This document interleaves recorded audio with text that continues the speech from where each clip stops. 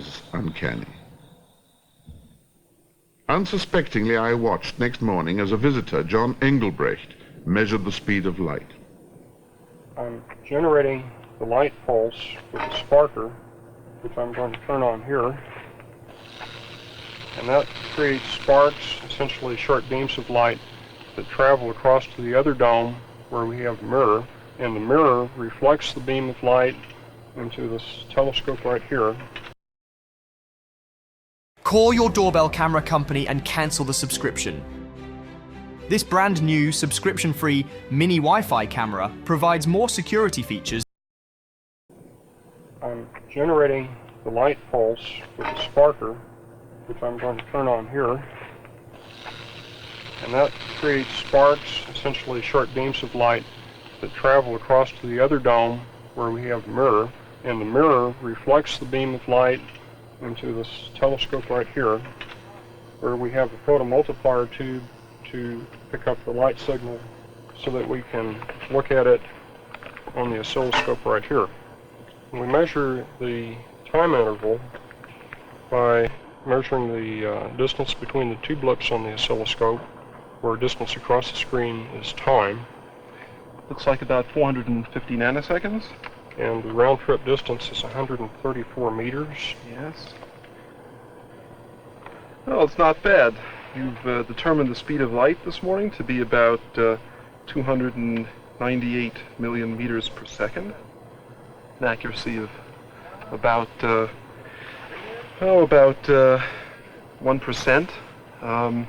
The speed of light is, in fact, Peter, known to great accuracy. It's one of the most precisely known numbers in all of physics. The National Bureau of Standards in the United States has a figure of about 299,792,457.4 meters per second. 0.4? Well, the National Physical Laboratory in London perhaps would disagree with the last figure. Ah, yes, I thought so. Einstein was emphatic that the velocity of light is always a constant, no matter what the motion of the source or the motion of the observer. I've checked this, in fact, using not light, but X-rays, which are a form of light, but at very high energies.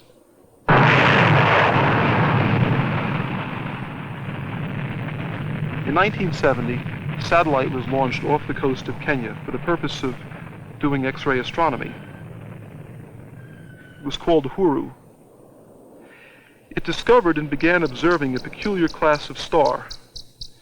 An X-ray binary pulsar gives off regular bursts of X-rays while orbiting at a high speed around another star. Now suppose that Einstein were wrong, and that X-rays go faster if they're launched when the pulsar is moving towards the Earth. Then X-rays from that part of the orbit could overtake X-rays that are coming from the other part of the orbit, making a simple picture quite complicated.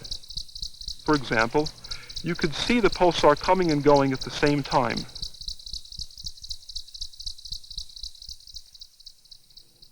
Peter, from my friend Ethan Schreier at the Smithsonian Astrophysical Observatory, who worked on the Uhuru satellite, I got the following tracing of X-ray pulses coming from the X-ray pulsar Centaurus X3.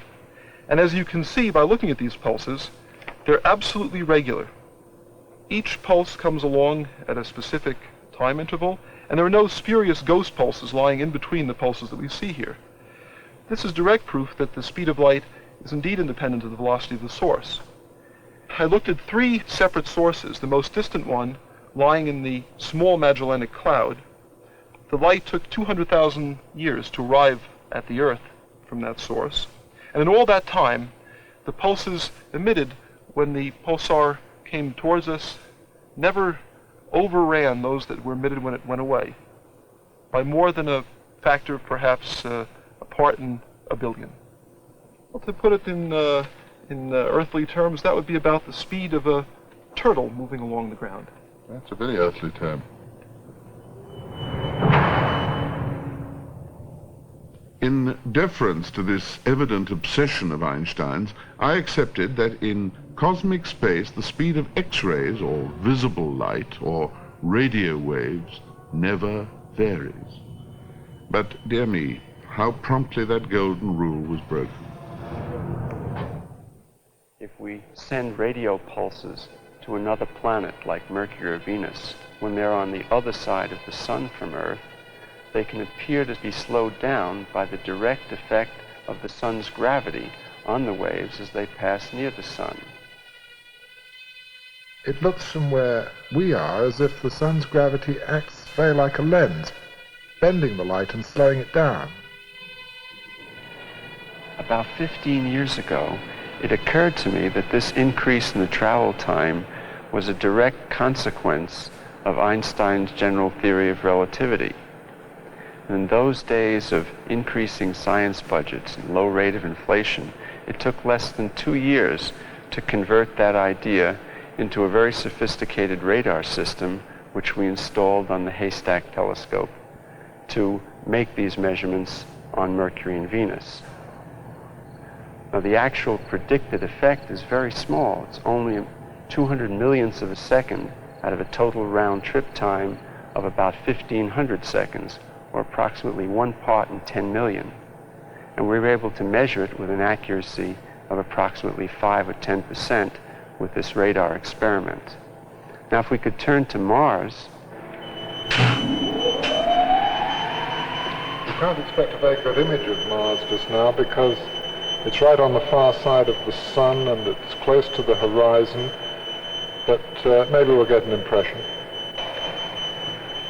Mars is now very near the far side of the sun as we view it from Earth, and is in a good position to see this effect. And in fact, the last time Mars was in this position, we used radio waves sent to the Viking spacecraft, which were landed on the surface of Mars, to measure this predicted slowdown much more accurately. And with such measurements, we were able to verify the predictions of general relativity on regard to the slowdown to an accuracy of about 1/10 of 1%. Okay, you say Listen, there's a good chance somebody's trying to hack your website right now. light slows down near the sun. But Ken Brescher told us just now that light seems always to go at the same speed. I think, Peter, that as a theorist, Roger Penrose here might resolve that contradiction for us. Yes, well, you see, it really depends where the measurement is done. If you measure the speed of light as it appears at the surface of the sun from here, then it would seem as though it slows down. It would seem as though the sun was surrounded by some sort of lens that should not only slow the light but also bend the light. Whereas if you did the measurement at the surface of the sun, then you would get the same answer for the speed of light as you get for the speed of light at the surface of the Earth. We had come to the nub. To keep his blessed speed of light always reading the same, Einstein decided that time itself must slow down near a massive object.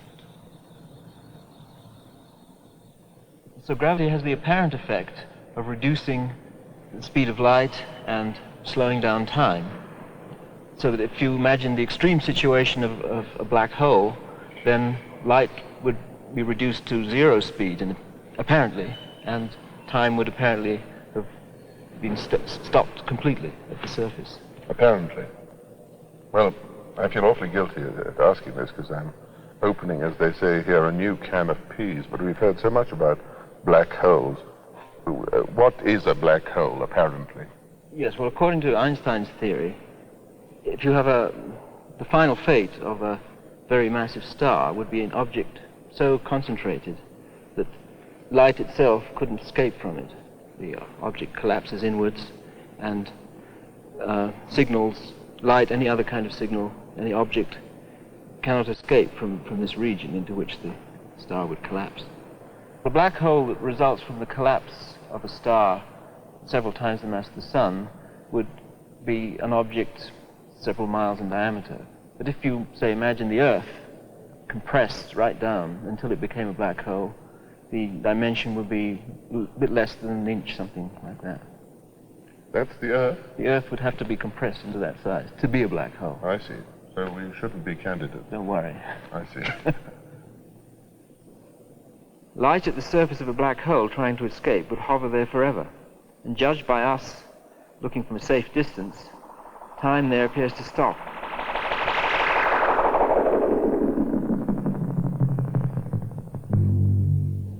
wait forever for the next tick of the clock.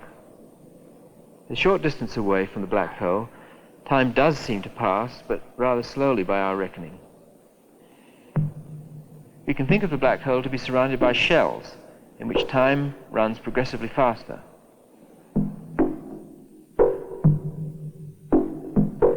That's what happens in the immediate vicinity of a black hole, but the effects on time extend for thousands of miles, with time getting gradually closer to what we regard as the normal rate.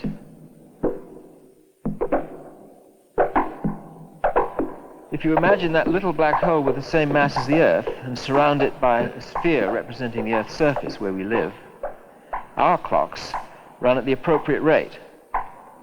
There isn't really a black hole at the center of the Earth, but time at the Earth's surface is slowed a little, just as if there were, compared with the very gradually increasing rates of time way out in space, high above the Earth's surface.